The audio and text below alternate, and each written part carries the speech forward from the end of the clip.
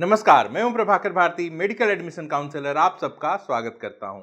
उत्तर Pradesh NEET UG state counselling के round 2 का schedule आ चुका है और आज राउंड 1 के रिपोर्टिंग की लास्ट डेट थी। तो जितनी भी नन रिपोर्टेड सीट्स हैं, इनका एक अप्रॉक्सीमेट अंदाजा लग चुका है। तो इस वीडियो में मैं आपको राउंड 2 के शेड्यूल के साथ साथ प्राइवेट कॉलेजेस में ये दिखाने वाला हूं कि कितनी सीट वैकेंट आ सकती है। जैसा कि इस बार नियमों में बदलाव हुए थे और राउंड 1 फ्री एग्जिट था, तो ऐसे में दो एक्सपेक्टेशंस थी कि एक तो कट ऑफ हाई होगी, तो वो हमें देखने को मिली, और दूसरी ये थी कि जो सीट्स हैं वो ज़्यादा वैकेंट आएंगी। तो इस बार 1155 टोटल सीट्स अभी तक नन रिपोर्टेड हैं। क्योंकि फ्री एग्जिट है, अभी भी कैंडिडेट सीट विड्रॉ कर सकते हैं, तो सीटों की जो संख्या है ये थोड़ी और बढ़ सकती है। तो चलिए सबसे पहले हम राउंड 2 का शेड्यूल देख लेते हैं।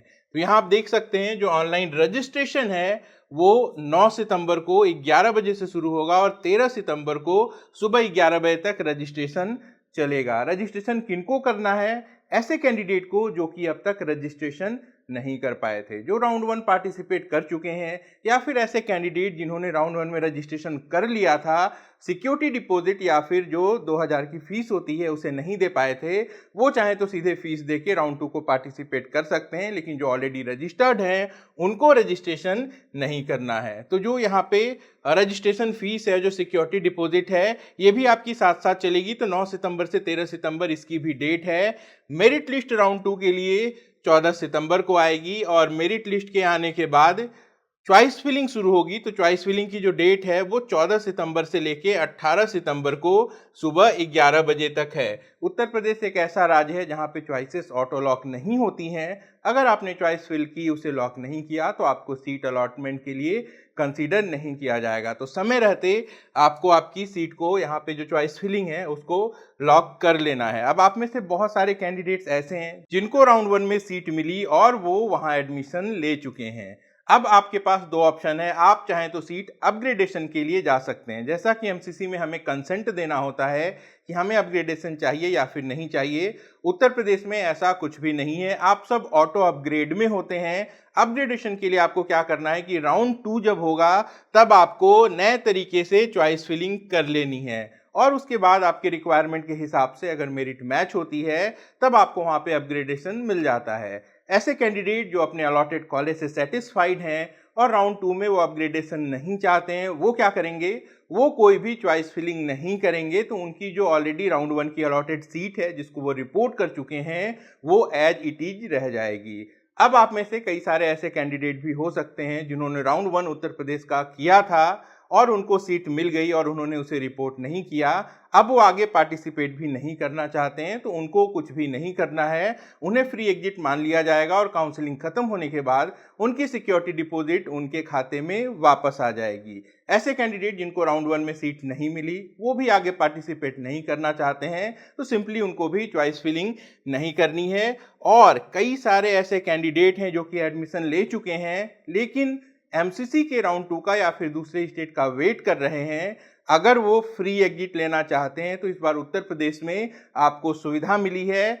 कब तक आप ले सकते हैं? तो जो चॉइस फिलिंग है राउंड 2 की, यानी कि 14 सितंबर, इससे 2 दिन पहले तक, तो आप समझ लें कि 12 सितंबर से पहले, 12 सितंबर से पहले तक आप चाहें तो अपने नोडल सेंटर पे जहां आपने डीडी जमा की थी वहां पे जाके अपनी सीट को विड्रॉ कर सकते हैं। ऐसे में आपने जो भी फीस जमा की थी वो तो आपको वापस मिल ही जाएगी, आपकी जो सिक्योरिटी डिपॉजिट है वो भी सेफ रहेगी। बस फ्री एग्जिट की टाइमलाइन का आपको ध्यान रखना है। ब्रोशर में दिए गए नियम के हिसाब से 14 सितंबर जो चॉइस फिलिंग की डेट है, इससे 2 दिन पहले यानी कि 12 सितंबर से पहले, तो एक्चुअली आपको ये 12 भी नहीं, आपको ये 11 सितंबर तक ऑफिशियल वर्किंग आवर में आपकी सीट से जाके फ्री एग्जिट ले लेना है। इसके बाद सीट छोड़ते हैं तो वहां पे जो सिक्योरिटी डिपॉजिट है वो जब्त हो जाएगी, सीट आप फिर भी छोड़ पाएंगे। चलिए राउंड 2 पे लौटते हैं। 19 सितंबर को रिजल्ट आएगा। इसके बाद 20 सितंबर से लेके 25 सितंबर तक 6 दिन का समय दिया गया है रिपोर्टिंग करने के लिए। ऐसे कैंडिडेट जिन्होंने राउंड 1 में एडमिशन लिया और जो ट्यूशन फीस की डीडी है नोडल सेंटर पे जमा कर दी है, राउंड 2 में अगर उनकी सीट अपग्रेड नहीं होती है या अपग्रेड भी हो जाती है, तब वो क्या करेंगे? अपने कॉलेज में, जो भी अलॉटेड कॉलेज है वहाँ पे जाके ट्यूशन फीस, अदर चार्जेस ये सब पे करके अपना एडमिशन कंप्लीट कर सकते हैं। हालांकि उत्तर प्रदेश में इस बार राउंड 2 से राउंड 3 अपग्रेडेशन भी है, तो अगर उसके लिए जाना चाहें तो आप उसके लिए भी जा सकते हैं। बाकी जो नॉर्मल इन्फॉर्मेशन है यहाँ पे लिखा हुआ है कि आपको दोबारा रजिस्ट्रेशन नहीं करना है, तो ये सब मैं बता चुका हूँ। सिक्योरिटी डिपॉजिट की डिटेल्स है यहाँ पे। जो एक बार सिक्योरिटी डिपॉजिट जमा कर चुके हैं, चाहे उन्होंने एडमिशन लिया या फिर उन्होंने सीट रिपोर्ट नहीं की, उनको दोबारा सिक्योरिटी डिपॉजिट जमा करने की ज़रूरत नहीं है। तो चलिए अब आपको दिखा देता हूं कि प्राइवेट कॉलेजेस में कितनी वैकेंट सीट आई हैं। गवर्नमेंट के लिए भी अभी डेटा तैयार हो रहा है, थोड़ी देर में अपने टेलीग्राम चैनल पे उसे अपडेट कर दूंगा। फिलहाल जो प्राइवेट कॉलेजेस की वैकेंट सीट्स हैं वो मैं आपको दिखा देता हूं। तो ये आप इंफॉर्मेशन शीट यहाँ पे देख सकते हैं, जिसमें कॉलेज का नाम, राउंड 1 की कट ऑफ भी मैंने मेंशन कर दी है। अब आपके दिमाग में एक सवाल होगा कि क्या राउंड 2 में प्राइवेट कॉलेजेस की कट ऑफ नीचे जाएगी या फिर हायर साइड में जाएगी, तो इस पे हम आगे चर्चा करेंगे। फिलहाल आपको वैकेंसी दिखा देता हूं। तो ये टोटल सीट्स हैं, इनमें से राउंड 1 में अलॉटमेंट कितनी सीटों पर हुई है वो मैंने लिखा है, कितनी सीटें रिपोर्ट नहीं हुई हैं, और जो फाइनल अभी के लिए नॉन रिपोर्टेड सीट्स हैं, वैकेंसी है राउंड 2 के लिए, वो कितनी है मैंने बगल में मेंशन कर दी है। जैसा कि मैंने आपको बताया अभी विड्रॉवल्स बाकी हैं, तो ये जो वैकेंसी है ये थोड़ी और बढ़ सकती है। तो आश्चर्यजनक रूप से इस बार जो सीटें हैं वो वैकेंट हैं, क्योंकि फ्री एग्जिट का मौका दिया गया था। लेकिन जो आश्चर्यजनक बात है वो श्री राम मूर्ति स्मारक के साथ है, जो कि सबसे टॉप कॉलेज एकेडमिकली माना जाता है उत्तर प्रदेश का।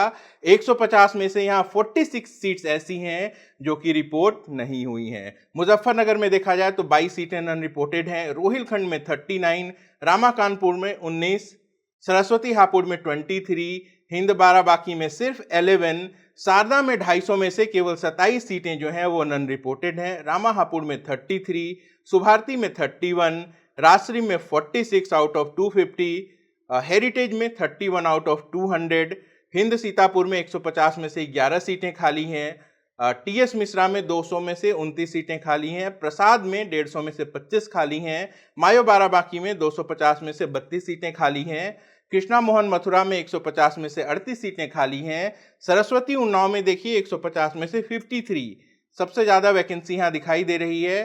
केडी मथुरा 200 में से 14 सीटें सिर्फ खाली हैं, जीएस मेडिकल कॉलेज हापुड़ 250 में से 20 सीटें खाली हैं, एनसीआर 150 में से 18 सीटें, वरुण अर्जुन 150 में से 21 सीटें, वेंकटेश्वरा में 250 में से 35 सीटें खाली हैं, यूनाइटेड प्रयागराज 150 में से 11 सीट खाली है, नोएडा इंटरनेशनल 150 में से 22, नारायणा कानपुर 150 में से 19, एसकेएस मथुरा 150 में से 21, श्री गोरक्षानाथ पहला साल इसका 2024 में और मैक्सिमम रिपोर्टिंग हमें यहाँ देखने को मिली है, 50 में से केवल 2 सीटें वैकेंट हैं। तो कहीं ना कहीं ये उत्तर प्रदेश के माननीय मुख्यमंत्री योगी आदित्यनाथ जी का मैजिक है कि लोग उन पर भरोसा करते हैं कि एटलीस्ट इस कॉलेज में, भले ये नया है, हिडन फीस या फिर जो दूसरी समस्याएं हैं वहाँ पे कॉलेज मैनेजमेंट की वो देखने को नहीं मिलेंगी, इसलिए कट ऑफ भी हाई देखने को मिली थी हमें, और सीट भी काफ़ी कम वैकेंट है। केएमसी मेडिकल कॉलेज 50 में से 17 सीटें यहाँ पे खाली हैं, अजय सिंघल 150 में से 34 सीटें खाली हैं, और श्री सिद्धि विनायक 150 में से 18 सीटें खाली हैं। तो टोटल देखा जाए तो टोटल 768 यहाँ पे वैकेंसी हमें दिखाई दे रही है। 5200 सीटें थी नॉन माइनॉरिटी कैटेगरी में, जिनमें से 768 सीटें खाली हैं। माइनॉरिटी कॉलेजेस की अगर बात की जाए तो यहाँ पे काफ़ी ज़्यादा नॉन रिपोर्टेड सीट हमें देखने को मिली है। सबसे पहले माइनॉरिटी कॉलेजेस की नॉन माइनॉरिटी सीट की बात कर लेते हैं। तो कैरियर के 75 में से 44 सीटें खाली आ गई हैं, एरा में 75 में से 33 सीट्स हैं, तीर्थांकर में 75 में 28 सीट खाली है, एफएच में 75 में 46 सीटें खाली हैं, और इंटीग्रल में 75 में से 38 सीटें खाली हैं। तो टोटल 189 की जो वैकेंसी है वो हमें माइनॉरिटी कॉलेजेस की नॉन माइनॉरिटी सीट पर देखने को मिली है। चलिए अब माइनॉरिटी सीट की भी कैलकुलेशन देख लेते हैं। कैरियर की बात की जाए तो 75 माइनॉरिटी की सीट में से 22 सीटें यहाँ पे वैकेंट हैं, एरा में 75 में से 11 सीट वैकेंट है, तीर्थांकर के माइनॉरिटी में एक चीज देखिएगा 75 सीटें थीं, केवल 35 अलॉट हुई थी, इनमें से भी 11 नॉन रिपोर्टेड हैं। तो फिलहाल तीर्थांकर में 51 वैकेंट सीटें हैं, किनके लिए? जैन माइनॉरिटी के कैंडिडेट्स के लिए। अगर ये खाली रहेंगी तो आगे कन्वर्ट होकर जनरल कैंडिडेट को भी मिल जाती हैं। FH मेडिकल कॉलेज आगरा में 75 में से 20 सीट नन रिपोर्टेड है और इंटीग्रल में 75 में से 14 सीट नन रिपोर्टेड है। और सुभारती जो कि बुद्ध माइनॉरिटी में कन्वर्ट हो गया था, टोटल सीटें 200 हैं, तो 100 सीटें नन माइनॉरिटी फीस पर अलॉट हुई हैं, बाकी 100 सीटें बुद्धा माइनॉरिटी कोटे में गई थी। इनमें से केवल 22 अलॉटमेंट हुई थी, इसमें से भी 2 सीट नन रिपोर्टेड है। तो फिलहाल सुभारती में 80 सीटें खाली हैं, लेकिन ये 80 सीटें किसकी हैं? बुद्धा माइनॉरिटी की। बुद्धा माइनॉरिटी के कैंडिडेट जब नहीं मिलेंगे तो ये सीटें भी कन्वर्ट होके जनरल कैंडिडेट्स को मिल जाएंगी। तो 198 टोटल यहाँ पे माइनॉरिटी की वैकेंसी है। तो इस तरीके से अगर हम टोटल देखें तो राउंड 2 में प्राइवेट के लिए अभी तक जो वैकेंसी हमें दिखाई दे रही है वो 1155 सीट्स की है। अब जो सीटें नन रिपोर्टेड होंगी तो उस हिसाब से ये संख्या जो है वो बढ़ भी सकती है। अब सवाल कि क्या कट ऑफ हायर जाएगी या लोअर जाएगी। तो देखिए, जो मीडियम कैटेगरी के कॉलेजेस हैं, खासकर जो माइनॉरिटी वाले हैं और जो नए कॉलेजेस हैं, यहाँ पे जो कट ऑफ है ये थोड़ी लोअर साइड में देखने को मिल सकती है। लेकिन एक बात का ध्यान रखिएगा, राउंड 2 में फ्रेश कैंडिडेट्स भी आ सकते हैं, क्योंकि फ्रेश रजिस्ट्रेशन यहाँ पे ओपन होता है। तो जब राउंड 2 में फाइनली मेरिट लिस्ट आएगी तब मैं आपको एग्जैक्ट बता दूंगा कि जो कट ऑफ है वो हमें कैसी देखने को मिल सकती है। लाइक कर दीजिए इस वीडियो को, अपना और अपनों का खूब ख्याल रखिएगा। मैं जल्द मिलता हूँ। नमस्कार, जय हिंद।